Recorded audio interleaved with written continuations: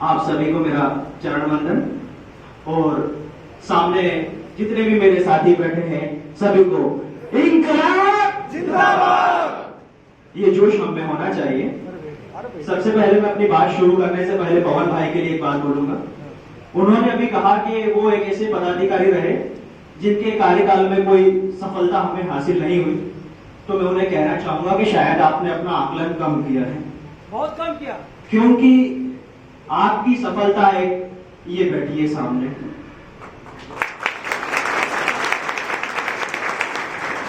हमने 2018 में भी इस तरह का एक कार्यकाल रखा था। 2 वर्ष कोरोना के कारण हम नहीं मिल पाए, लेकिन आज फिर आए हैं, ये आपकी सफलता है। दूसरी बात, हमारे सभी साथियों ने सर यहां पर कहा कि हमें आउटसोर्सिंग से हटा देना चाहिए, हमें आउटसोर्स नहीं रहना है, क्योंकि आउटसोर्स एक ऐसा शब्द है जो हमारे लिए एक धब्बे के बराबर है। और ये आउटसोर्स साथियों में जहां तक मैंने महसूस किया है वो एक ऐसी प्रक्रिया है जो अभी नहीं आई, सिर्फ इसका नाम बदला है। पुराने समय में भी ये प्रक्रिया थी जिसे कहा जाता था पदवा मजदूर।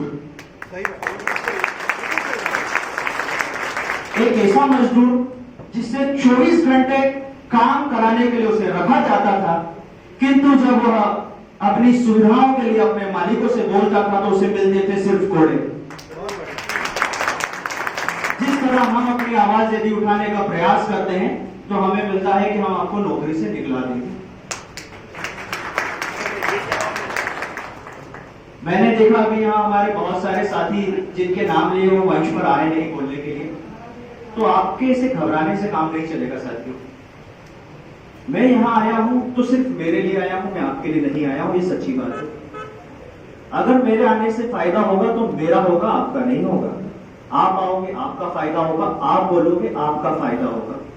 हम सबको मिलकर अपने लिए और अपने साथियों के लिए, अपने परिवार के लिए, ये परिवार है हमारा, चूंकि हम अपने परिवार से ज्यादा समय आपस में बिताते हैं। 10 घंटे 12 घंटे की हम नौकरी करते हैं, एक साथ रहते हैं, एक दूसरे के परिवार की समस्याओं को हम लोग समझते हैं, तो इस परिवार के लिए हमें लड़ना आवश्यक है। वैसे मैं ज्यादा बोलता नहीं हूं, मैं सिर्फ वाकये को आपको याद दिलाना चाहूंगा कि आज से कुछ साल पहले 8 अप्रैल 1929 को भारत देश के 2 नौजवानों ने एक ऐसा काम किया था जिसके बाद से इतिहास बदल गया। और वो 2 नौजवानों को हम जानते हैं शहीद बटुकेश्वर दत्त जी के रूप में और शहीद भगत सिंह जी के रूप में। उन्होंने क्या किया था साथियों, आपको याद है? सेंट्रल असेंबली के अंदर उन्होंने 2 बम फेंके थे। ये घटना किसी को याद है? जब उन्होंने सेंट्रल असेंबली में वो 2 बम फेंके थे, उन्हें गिरफ्तार कर लिया गया। जज के सामने उनकी पेशी हुई। उस पेशी में जब उन पर आरोप लगाए गए कि आपने यहां मारने का प्रयास किया और फिर धारा 307 लगी थी हत्या का प्रयास करने की, तो उन्होंने कहा कि जो धारा हम पर लगाई जा रही है सही नहीं है, क्योंकि हमने यहां किसी को मारने का प्रयास नहीं किया। हमने ऐसा स्थान देखा जहां कोई नहीं था और हमने ये धमाका सिर्फ इसलिए किया कि जो अंग्रेज सरकार है ये बहरी हो चुकी है और बहरों को सुनाने के लिए धमाके की आवश्यकता होती है। वैसे ही यदि आप नहीं बोलेंगे तो ऊंचे स्तर पर बैठे अधिकारियों को आपका दर्द सुनाई नहीं देगा। इसीलिए जैसे मेरे आदर्श भगत सिंह साहब ने धमाका करके उस बहरी अंग्रेजी सरकार को सुनाया और उसे भागने पर मजबूर किया, उसी तरह यदि हम एक स्वर में अपनी आवाज उठाएंगे तो निश्चित तौर पर ऊंचे स्तर पर बैठे कर्मचारी, अधिकारी, हमारे चेयरमैन साहब और यहां तक कि मुख्यमंत्री को भी हमारी बातों को मानने के लिए मजबूर होना पड़ेगा। उन्होंने बम से धमाका किया, हम अपने काम से धमाका करेंगे और ऐसे धमाके हम बार बार करते रहेंगे। ये धमाके ऐसे होंगे जिससे हमारे निगम का कोई नुकसान नहीं होगा, लेकिन इन धमाकों की आवाज बराबर निगम के हर एक अधिकारी कर्मचारी के कानों में गूंजेगी। मेरा सभी से बस यही निवेदन है कि जैसे आपने अपनी शक्ति यहाँ दिखाई है, वैसे आगे भी जब कभी पवन भाई, हमारे सर, हमारे आदरणीय जो हमारे मार्गदर्शक यहाँ बैठे हुए हैं, वो हमें बुलाते हैं तो हमें आना है, क्योंकि एक मूवी का एक अच्छा सा गीत है, उंगली उठी तो जो उंगली उठी टूट गई और पांचों गिनी तो बन गई मुट्ठी। एका बढ़ता ही चाहे चले चलो, कोई राह में ना टकराए चले चलो। एका बढ़ता ही जाए चले चलो। हमें एकजुट होकर काम करना है। हमारे साथियों के साथ जैसे नुकसान हुए, FIR तक हो गए, वो बात जिस जिले की थी उस जिले में दबके रह गई। हम लोग उस जिले की बात को अन्य जिलों तक पहुंचा ही नहीं पाए। आदरणीय संतोष सर का भी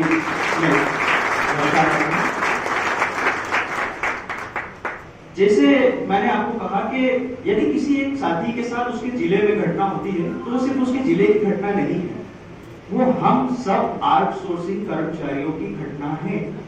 जैसा उस व्यक्ति के साथ आज हुआ है कल आपके साथ भी होगा, ये बात निश्चित है, इससे कोई झुटला नहीं सकता है।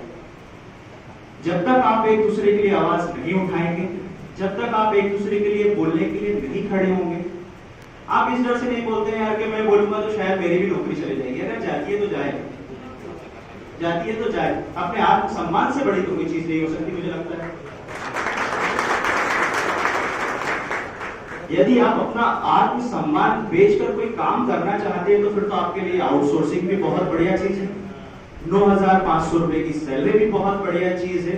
आपको कोई दुत्कारता है तो वो भी बहुत बढ़िया चीज है, आपको कोई फटकारता है वो भी बहुत बढ़िया चीज है, और आपको बिना बताए आपकी नौकरी से आपको भगा देता है तो वो भी बहुत बढ़िया चीज है। लेकिन जिस दिन आपने अपने आत्मसम्मान के बारे में सोच लिया, और आपका ही नहीं अपने साथी का आत्मसम्मान भी, जब आपने अपना आत्मसम्मान सोच लिया, जब आपने ये सोच लिया कि जो मेरे साथी के साथ हुआ है या जो मेरे साथी की आत्मसम्मान को ठेस पहुंची वो मेरे आत्मसम्मान को पहुंची है, उस दिन हमारा संघ निश्चित तौर पर वो सभी चीजें प्राप्त कर लेगा जिसके लिए हम आज यहां इकट्ठा हैं।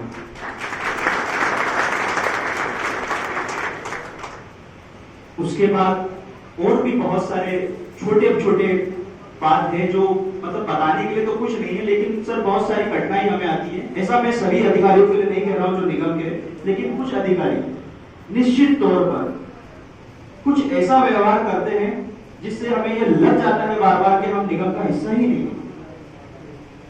हमें वो सिर्फ ये कह देते कि भाई तुम लोग तो आउटसोर्स वाले और निगम वाले नहीं। सर हम काम तो निगम के लिए करते हैं, हम निगम के अधिकारी कर्मचारियों के ही कहने पे उनके सारे ऑर्डर्स को फॉलो करते हैं। लेकिन जब कोई ऐसा बोल देता है कि यार इस समस्या के लिए हमसे बात मत करो, MP कौन बात करो, छोटी सी बात हमारी सैलरी की, बहुत सी बात नहीं आती है, हम फोन लगाते हैं तो बोले यार ये हमारा विषय नहीं, आप MP कौन बात करो, MP कौन ने क्यों नहीं पहुंचाई। आप यदि हमारे अधिकारी हैं, हमारे सरपरस्त हैं, यदि हम आपकी छत्र छाया में काम कर रहे हैं, सीख रहे हैं बहुत सालों से, निश्चित तौर पर मैंने भी बहुत कुछ सीखा है। यदि आप एक फोन HO लगाकर सिर्फ इतना पूछ लेंगे कि सर सैलरी क्यों नहीं है, उस सैलरी से चाहे 20 दिन और ना आए, लेकिन वो बंदा काम करने से डगमगाएगा नहीं, वो काम करेगा, उसको लगेगा कि मेरा अधिकारी मेरे साथ खड़ा है। हमें सर ऑर्डर दे दिए जाते हैं कि मिस्टर आप जहां भी हैं कल सुबह 6 बजे वहां पर रेक लगने वाली है, वहां पर लद्दाख होने वाला है, आपको फलानी जगह जाना है, पहुंचा दिया जाता है। लेकिन जब वो व्यक्ति TA के बारे में मांग करता है तो उसको इतने नियम बता दिए जाते हैं और वो एक महीने से दूसरे महीने तक लटका रहता है। सर 9,000 की सैलरी में अगर कोई व्यक्ति 4 दिन 5 दिन लगातार चला गया, भोपाल पहुंचा दिया उसे या कहीं भी पहुंचा दिया, तो कैसे उसको पूरा करेगा, ये आप हमसे ज्यादा बेहतर तरीके से समझ सकते हैं। सर ये समस्याएं बहुत छोटी छोटी सी समस्या है जो मैं शायद आपको बताऊंगा तो मुझे अपने आप पर शर्म आएगी, लेकिन हमारे सभी साथी भुगत रहे हैं। मैं ये भी आपसे फिर दोबारा कह रहा हूँ कि ऐसा सभी जिलों में नहीं होता है। बहुत सारे अधिकारी हमारे लिए सपोर्टिंग है। उज्जैन जिले की मैं बात करूं तो हमारे उज्जैन जिले में हमें अच्छा सपोर्ट सहयोग दिया जाता है। कई बार हमें उनसे भी लड़ लेते हैं हम लोग, लेकिन वो हमारे अधिकारी हमको समझा देते कि बेटा देखो ऐसी बात है, तो हमको लगता है कि नहीं वो हमारी कम से कम बातें सुन रहे हैं। तो बस मेरा सर आप लोग से यही निवेदन है कि यदि हमारी कोई बात होती है जो आपके पास आती है, आप उस पर जो भी प्रक्रिया कर रहे हैं एक बार हमें सिर्फ इतना संज्ञान में आ जाए कि हाँ उस पर कुछ चर्चा हुई है, तो हमें मन को शांति हो जाती है। हम लोग ये सोचते हैं कि चलो हमारे लिए हमारा कोई बड़ा वहां बैठा हुआ है जो हमारे लिए सोच रहा है, लेकिन जब हमें लगता है कि हम कोई बात कर रहे हैं उसका कोई रिस्पांस नहीं आ रहा है, जैसे पवन भाई ने अभी कुछ समय पहले बताया था कि हमने अपनी सैलरी के लिए एक नोटशीट चलवाने का बोला था, लेकिन वो चली, उसके बाद उसका क्या हुआ आज तक पवन भाई तक को नहीं मालूम है। वो प्रक्रिया क्या चल रही है, क्या नहीं हो रही है, इसके बारे में यदि हम साथियों को पता रहेगा तो सर हमारी कार्य करने की तन्मयता बढ़ी रहेगी। दूसरा सर, हम लोग कभी समान वेतन की बात नहीं करते, हमें मालूम है कि हम लोग आउटसोर्स से हैं, आप लोग एक परीक्षा को पास करके आए हैं, लेकिन कुछ अन्य जो हमारे संस्थान है, WLC है, वहां प्रतिवर्ष सर बोनस मिलता है हमारे साथियों को, साल की एक सैलरी उन्हें बोनस के रूप में दी जाती है, वो हमें आज तक नहीं मिली।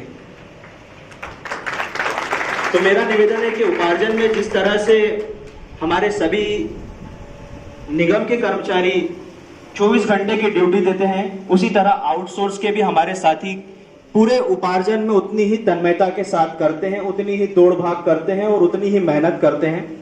तो मेरा निवेदन है कि एक बोनस हमारे साथियों को भी उस रूप में दिया जाए। बस इन्हीं सभी बातों के साथ मैं शायद सोचता हूं कि मेरी बातें जो आप लोगों के मन में होगी या जो मेरे मन में थी मैंने पहुंचा दी है। इसी के साथ मैं अपनी बात को विराम देता हूं। इंकलाब जिंदाबाद।